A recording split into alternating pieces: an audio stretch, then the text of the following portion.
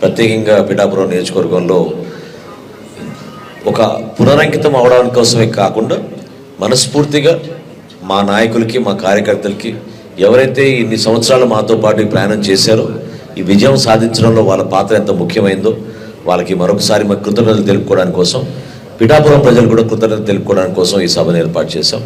So మీ సహకారం ఎంతో అవసరం. మీరందరూ కూడా రండి. అన్ని విధాలుగా చక్కటి ఏర్పాట్లు చేశాం. ఎప్పుడు లేని విధంగా ఎల్ఈడి స్క్రీన్స్ కూడా చాలా పెద్ద సైజువి స్ప్రెడ్ చేయమన్నారు మా ప్రెసిడెంట్ గారు. సో హైవే వరకు ఎల్ఈడి స్క్రీన్స్ పెట్టాం. ఎందుకంటే జనం తొక్కిసలాడకుండా ఎక్కడికక్కడ నిల్చుని వాళ్ళు చూసుకోవచ్చు సభా కార్యక్రమాల ఉద్దేశంతో.